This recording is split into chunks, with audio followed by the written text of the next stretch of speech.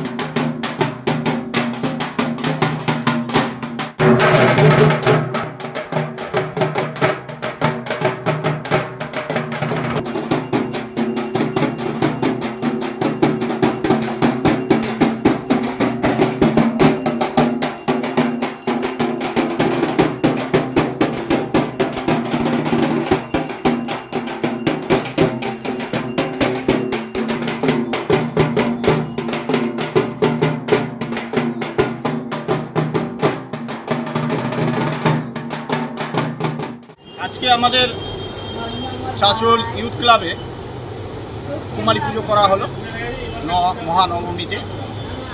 চাঁচলেরই দেবাংশী, তাকে মাতৃরূপে আজকে আরাধনা করা হলো, দেবী দুর্গা রূপে তাকে পূজন করা হলো এবং এটা আমাদের ইউথ ক্লাবের দ্বিতীয় বর্ষ এবং বেশ ভালোই লোকজন নিয়ে সমাগম হয়েছিল। সবাই মায়ের আশীর্বাদ দিলেন, মাকে প্রণাম করলেন, মিষ্টি খাওয়ালেন এবং আমাদেরকেও খুব ভালো লাগলো। তার জন্য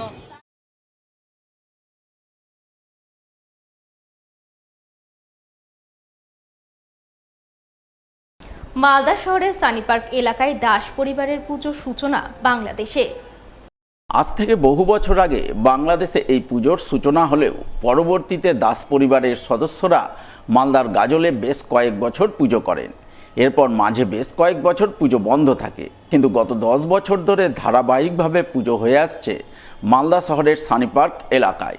এই পুজোকে ঘিরে বুধবার মহানবমীতে সানি পার্ক এলাকার দাস পরিবারে উৎসব মুখরতার ছবি নজরে আসে। গভীর ভক্তিনিষ্ঠা সহকারে মহানবমীর মহাপুজো অনুষ্ঠিত হয়। পুজোয় সামিল হন দাস পরিবারের সকল সদস্য, যাকে কেন্দ্র করে উৎসব মুখরিত হয়ে ওঠে দাসবাড়ি।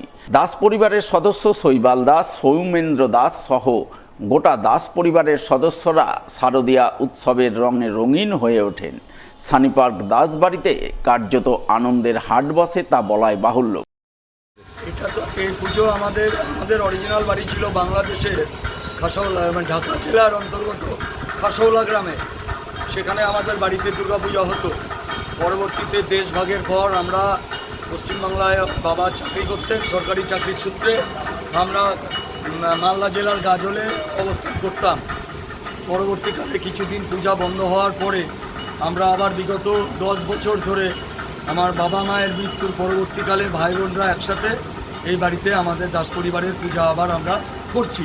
এই পূজাকে কেন্দ্র করে এটা আমাদের একটা পারিবারিক উৎসব, দুর্গাপূজাকে কেন্দ্র করে, এবং তার সাথে সাথে আমাদের ছেলেমেয়েরা, আমরাও ভাইরা সব এখানে এসে উপস্থিত হই এবং এই পূজায় আমরা প্রত্যেকে আনন্দের সঙ্গে হাতে হাত মিলিয়ে পূজাকে আমরা আগামী দিনে বিগত দিন থেকে করতে চলেছি, অংশগ্রহণ করছি। পাশাপাশি এটা শুধুমাত্র দাস পরিবারের পূজার মধ্যে এটা অন্তর্ভুক্ত নয়, আমাদের আশেপাশের যারা পাড়া প্রতিবেশী আছেন, আমাদের বন্ধুবান্ধব আছেন, তারাও আমাদের এই পূজার সঙ্গে যুক্ত। মালদা শহরের আন্ধারুপাড়া ঘোষ পরিবারের পুজো এবছর পদার্পণ করল 262তম বর্ষে। শুরুতে এই পুজোর সূচনা হয়েছিল পূর্ববঙ্গে, কিন্তু গত কয়েক দশক ধরে পুজো হয়ে আসছে আন্ধারুপাড়া ঘোষপাড়ায়। ঘোষ পরিবারের পুজোয় প্রথা মেনে এবারও দেবী দুর্গাকে অন্নকূট ভোগ নিবেদন করা হয়। দশমীতে ঘোষ বাড়িতে কার্যত মিলন মেলা বসে।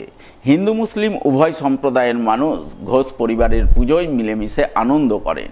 সেই মতোই এবারও এই পুজোকে কেন্দ্র করে ঘোষ বাড়িতে কার্যত আনন্দের হাট বসে, তা বলাই বাহুল্য।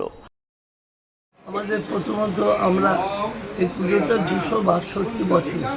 এটা পূর্ব পাকিস্তানের নওগাঁ থেকে শুরু হয়েছিল, আমার পূর্বপুরুষরা করতেন।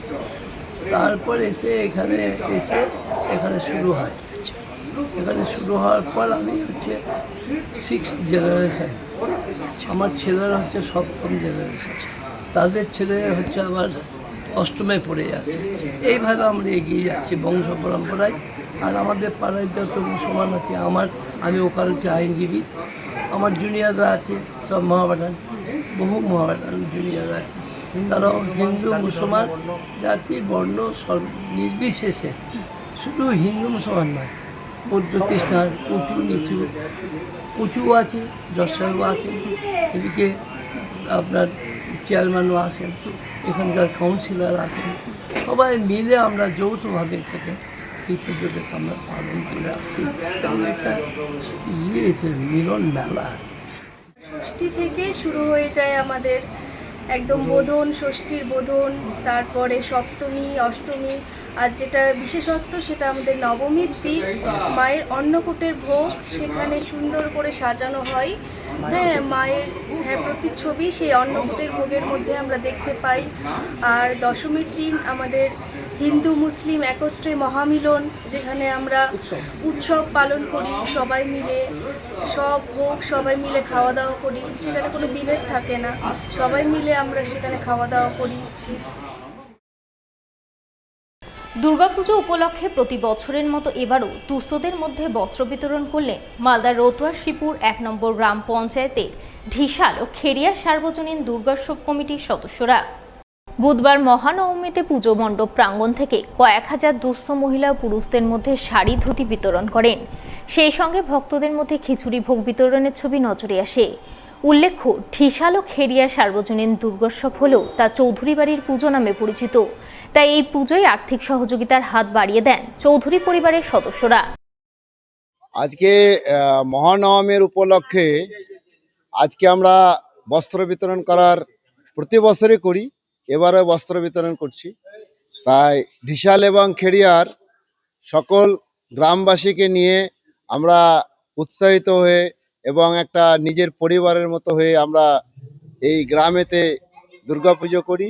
আর এই দুর্গাপুজোয় মহানবমীর উপলক্ষে আগামীকাল অষ্টমীতে কিছু বস্ত্র বিতরণ করা হয়েছে, যে আমাদের ঢিসাল এবং খেরিয়ার।